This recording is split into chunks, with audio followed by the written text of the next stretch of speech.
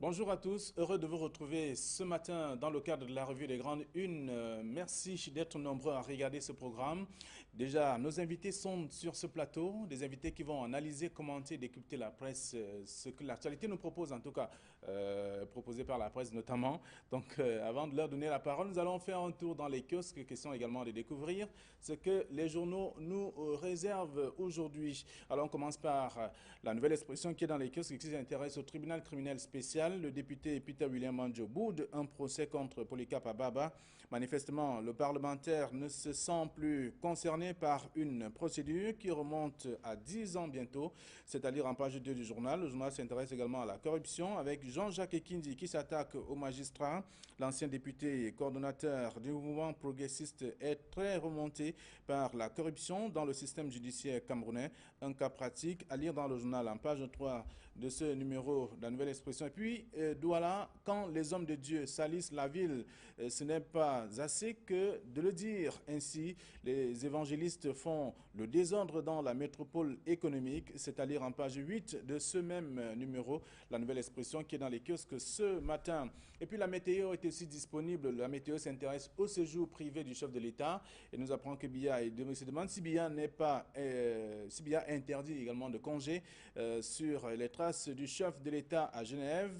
D'ailleurs, la météo a d'ailleurs suivi donc le chef de l'État du côté de Genève nous apprend donc ce numéro. Et puis pénitencier, des milliers de prisonniers bientôt libres, nous apprend le journal à lire en page 3 de la météo également. Le garde des Sceaux qui fait d'ailleurs qui fait le ménage dans les geôles en donnant donc la mise en liberté des prévenus dont la détention n'a sans raison valable que trop durée. Et donc c'est à lire dans le journal. Et puis, haute administration, ces jeunes qui gèrent le Cameroun, lire le dossier en pages 5, 6, 7 et 8 de la météo. Ouest Littoral s'intéresse au bordereau électronique du suivi des cargaisons. C'est au port autonome de Douala et nous apprend que le ministre Robin Kili chasse les Français après Mbargangele, délégué général à la Sûreté nationale. C'est au tour du ministre des Transports, Robin Kili, de faire perdre donc à une société française un juteux contrat public. C'est notre pays qui va donc désormais assurer la gestion du bordereau électronique de suivi des cargaisons BESC en abrégé au Conseil national des chargeurs du Cameroun à lire en page 7 de ce numéro.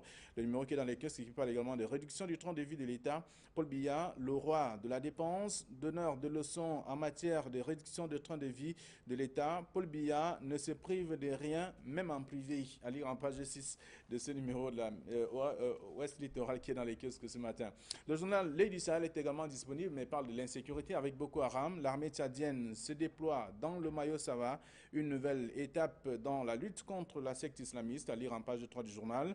Et puis Cameroun-Nigeria, 184 Arabes soit tués dans le lac Tchad, 843 bœufs ont également été emportés, à lire en page 3 du journal L'Œil du Sahel disponible aussi. Le Messager est également dans les kiosques ce matin et parle des perspectives avec une tension en zone CEMAC en 2015, selon le comité de politique monétaire de la BEAC, à lire en page 4 du journal.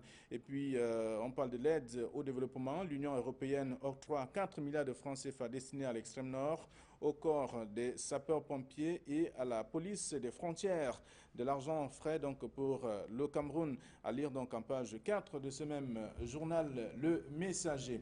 Voilà ce que la presse nous réserve. Et pour commenter ces titres et bien d'autres, nous avons Camille Nélé sur ce plateau. Bonjour. Flavien Vallonongo, bonjour. Bonjour téléspectateurs de Kinox Télévision. Vous êtes journaliste, vous êtes également spécialiste des questions d'enquête criminelle et consultant à Equinox Télévision. Merci d'être là. Vous avez bien d'autres casquettes que je ne voudrais pas dévoiler ici. Voilà. Alors, en face de vous, il y a Claudel Campoé, bonjour. Bonjour Flavien Vallon-Dongo. Alors, vous me disiez il y a quelques minutes dans les coulisses tout à l'heure que vous n'irez pas à Boulevard parce qu'il n'y a pas d'énergie électrique là-bas. Plein de coupures d'énergie, pas d'eau, vraiment ça ne vaut plus la peine de vivre. Ça met mal à l'aise, c'est pour ça que j'ai décidé de ne pas aller à Boulevard cette semaine. Le temps pour que l'eau revienne et l'électricité revienne. Vous savez, je donne des cours avec laptop. Voyez-vous, c'est très embêtant. Mais Alors, je n'oublie pas de dire bonjour aux téléspectateurs d'Equinox qui nous suivent ce matin. voilà, vous êtes journaliste et enseignant du supérieur, il faut le rappeler. Tout à fait, Vous tout avez à parlé de cours tout à l'heure. Alors, un sujet intéressant ce matin, bien comme bien d'autres aussi qui sont dans la presse. Il y a d'ailleurs l'Œil du Sahel qui s'intéresse à une actualité forte et intéressante avec Boko Haram, notamment l'insécurité, l'armée tchadienne qui se déploie dans le Mayo Sava. Donc, une nouvelle étape dans la lutte contre la secte islamiste. Ben oui, une nouvelle étape, moi je pense que c'est la suite de l'implication de l'armée tchadienne dans cette guerre asymétrique contre les djihadistes nigérians. Bon, on a vu le Tchad entrer de manière très très percutante en territoire nigérian à travers Fotokol, Gambarou, Ngala et entrer à l'intérieur de la terre nigériane. On a vu le ménage que cette armée a réalisé là-bas et bon, on n'a pas beaucoup compris comment le président Goodluck Jonathan il a demandé à cette armée de replier et de se retirer pour être remplacée par des soldats nigérians qui eux-mêmes ont été débordés quelques jours plus tard par les djihadistes de Boko Haram. Bon, mais cette fois-ci, l'armée tchadienne est très, très, très visible en territoire camerounais, entre Fotokol, entre Moutourwa, dans toute cette région du Mayo Sava qui est une véritable zone d'escamoche de Boko Haram. Et moi, je pense que cette fois-ci, l'armée tchadienne qui vient ainsi renforcer les capacités opérationnelles de l'armée camerounaise. Moi, je pense que cette armée tchadienne-là démontre sa volonté, sa disponibilité à aller jusqu'au bout dans cette guerre. L'Aide du Sahel qui traite de cette actualité nous apprend que c'est une façon pour l'armée tchadienne de relayer ou de supplier l'armée camerounaise qui est constamment en mouvement et qui fait le tour de la frontière. Tout à fait, c'est une bonne synergie d'action entre les deux armées. Tout ceci, ça rassure les Camerounais que le territoire est en train d'être très bien protégé, qu'il n'y a pas d'inquiétude au niveau des frontières. Il n'y a vraiment pas d'inquiétude à se faire. Les deux pays contrôlent la situation et je vous assure, tout se passe bien.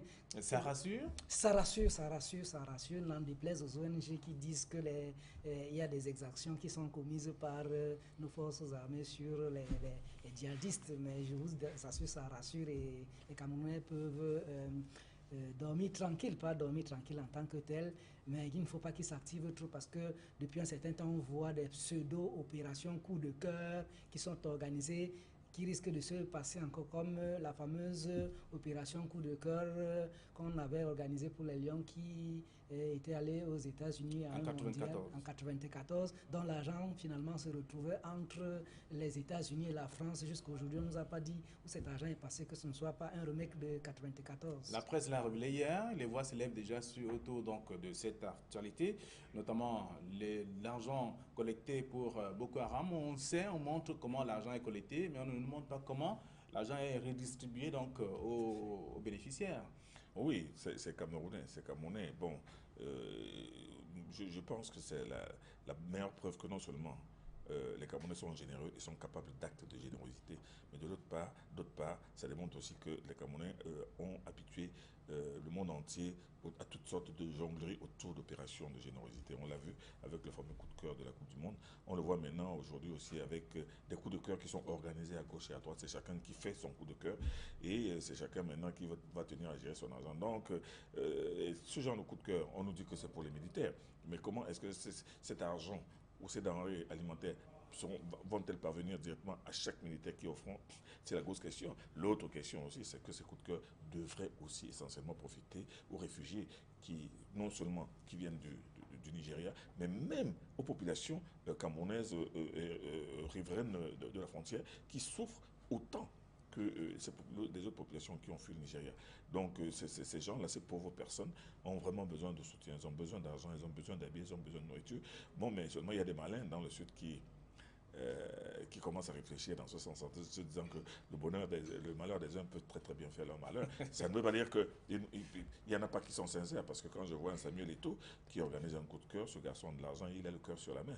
Je ne pense pas que ce garçon puisse entrer aussi dans cette logique, mais il y a des gens qui veulent vraiment faire quelque chose pour les déshérités et les malheureuses victimes de la guerre de Boko Haram, mais il y en a d'autres aussi, je vous assure, qui font des calculs et qui ont même déjà commencé à se faire, à mettre du beurre sur leurs épinards. À faire les plans de construction avec l'argent des Ils mettent du beurre sur leurs épinards. Alors, c'est à lire dans l'œil du Sahel ce matin, Boko Haram, l'armée tchadienne se déploie dans le Mayo Sava, une nouvelle étape dans la lutte contre la secte islamiste, c'est à lire en page 3 de l'œil du Sahel qui est dans les kiosques ce matin. Un autre sujet qui intéresse également, c'est celui que nous propose la météo, qui parle bien sûr du pénitencier, en tout cas, des milliers de prisonniers bientôt libérés. C'est ce que le garde des Sceaux est en train de faire en ce moment. Tout à fait, c'est une très bonne nouvelle en ce sens que, vous savez, il y a certaines personnes qui sont dans les prisons et qui ont déjà mis beaucoup de temps sans être jugées. Les prévenus, parfois, passent 10 ans sans être jugés et le jour qu'on les passe au tribunal, on dit, pour faire non établi, ils sont libérés. Qui paye le prix de toutes ces années gâchées à cet individu qui a passé 10 ans en tôle? Donc, si le ministre... Des dossiers non traités, des si, personnes non jugées depuis des années et qui sont là. Donc, c'est une bonne nouvelle et on voudrait qu'on passe de la parole à l'acte, parce qu'il y a souvent eu des annonces fulgurantes comme celle-là, annoncées à grande pompe, mais qui dans les faits ne prennent pas corps. Donc on voudrait féliciter le ministre Laurent Ngesso pourvu qu'il suive cette disposition de très près et que bientôt les prisons seront dépouillées de toutes les personnes qui ont déjà mis beaucoup de temps sans avoir été jugées, et que chacun qui est en prison connaisse son sort le plus tôt possible.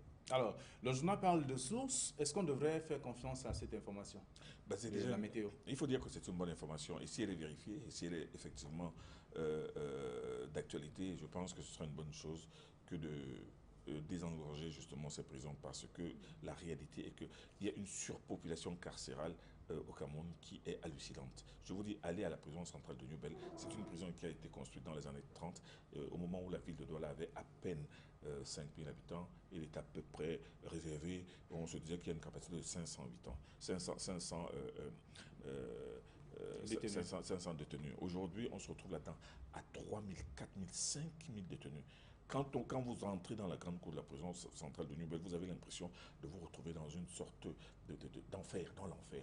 Allez à Kondengui, c'est pareil. Allez dans n'importe quelle prison du Cameroun.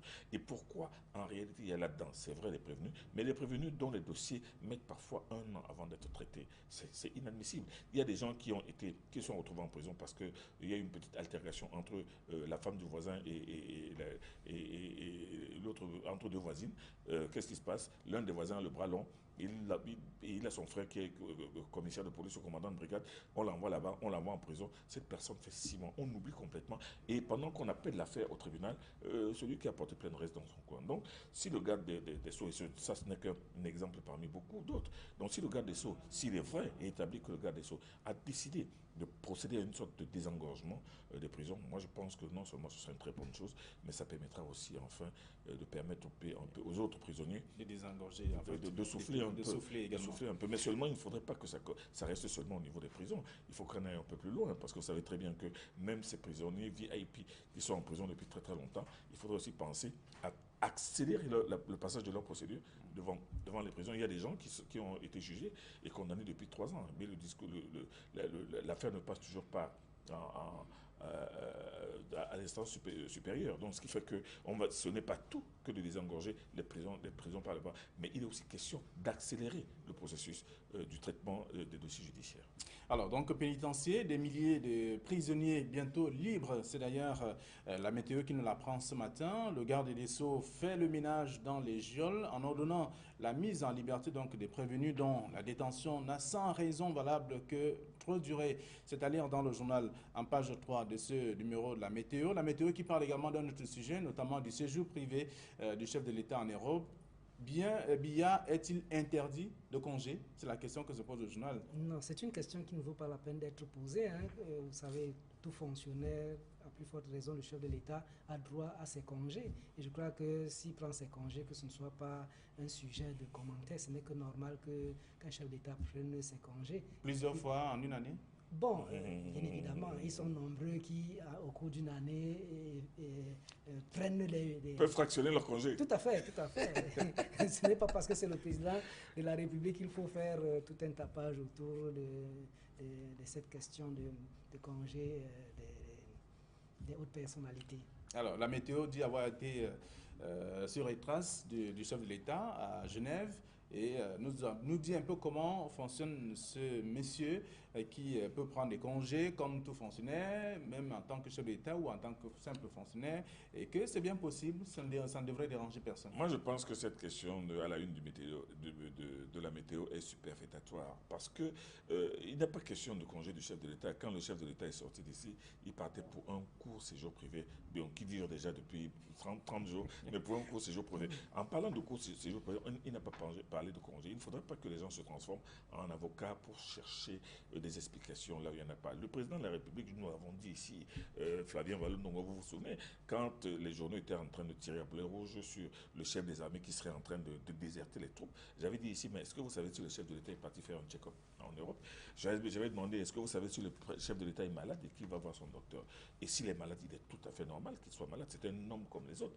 Donc moi, je ne vois pas pourquoi les gens ont toujours à redire pour le fait qu'ils partent en Europe et se retrouvent dans une structure hospitalière. Moi, je pense que ce débat aujourd'hui que certaines personnes tiennent absolument à entretenir pour faire comprendre que le journal, les gars du monde, du réseau en ligne du monde veulent déstabiliser le Cameroun et s'en prennent au président Paul Biya. Je pense que c'est un débat qui est superflu. On n'a pas besoin de ce débat. Le président Biya, même s'il est allé en Europe, même s'il est allé dans une clinique, il a le droit d'entrer dans un hôpital. Il a le droit de faire un check-up. Il a même le droit d'être malade parce qu'il est un homme comme les autres qui peut être malade. Mais pourquoi est-ce qu'on veut en faire une affaire d'État? Donc moi je dis qu'on arrête un peu avec cette histoire où les uns cherchent à défendre le président de la République en disant que oh il se porte comme un charme, oh est-ce qu'il est interdit de congé, et d'autres qui ne font que l'accabler en disant que oui, il est malade. Et pourquoi non? S'il est malade, il est malade.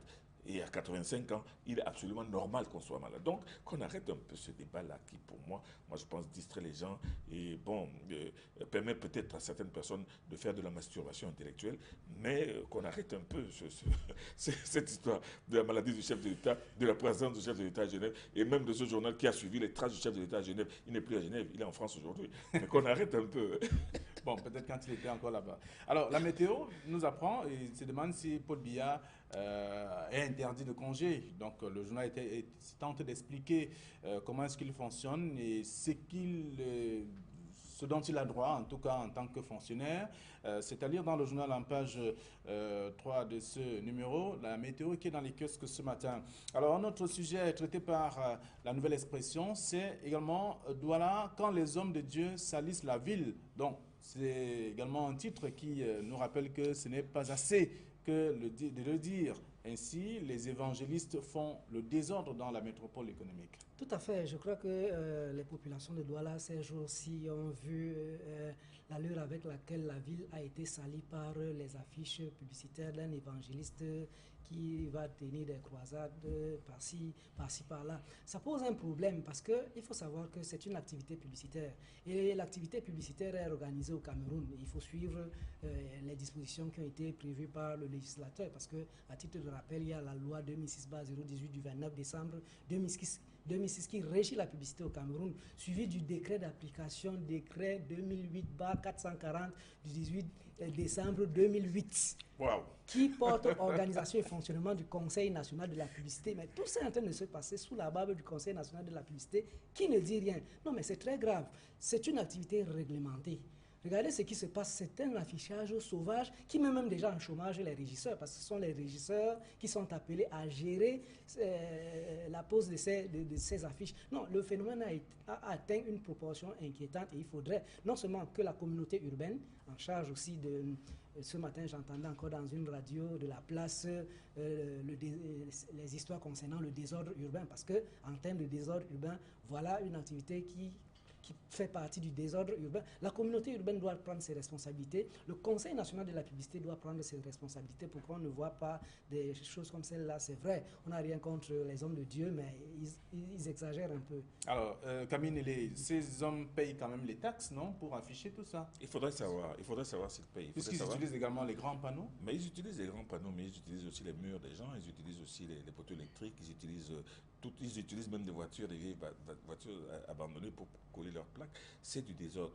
Ce désordre urbain, là, moi, je pense qu'il faudrait que les autorités de la ville et surtout les autorités de l'administration jettent un regard particulier sur ce genre de désordre. Mais ce désordre n'est pas seulement sur le plan urbain, c'est aussi un désordre moral, parce que c'est du désordre religieux. Alors, parce qu'on a trop laissé de champ à ces personnes qui viennent au nom de Dieu.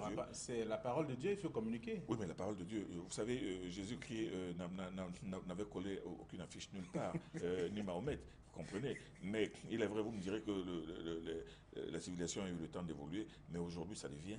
C'est-à-dire le prosélytisme qui est au Cameroun aujourd'hui, il est envahissant et il est abrutissant. C'est-à-dire qu'on va traquer les gens jusque dans leur dernier retranchement pour leur parler de Dieu. Mais j'ai toujours dit que, vous savez, cette façon par laquelle on plaque et on plaque Dieu et on fait consommer Dieu au Cameroun tous les jours, moi je la trouve indécente et anormale. Il faudrait que les autorités réagissent, parce que si les Blancs qui nous ont apporté la religion n'avaient fait que cela, parler de Dieu, prier Dieu matin, midi et soir, ils n'auraient rien inventé, ils n'auraient même pas inventé le fil à couper le beurre. Qu'on arrête un peu. Les choses de Dieu sont les choses de Dieu, mais que les choses de Dieu restent dans un cadre strictement privé, mais qu'on ne mette pas, qu'on n'en fasse pas une sorte de machine de persuasion massive, parce qu'il faut absolument prendre les gens. Ce Reinhard Bonke qui est là aujourd'hui, je n'ai rien contre ce monsieur, mais moi je me souviens que la première fois qu'il est arrivé en 90, ici au Cameroun, c'était en 1986.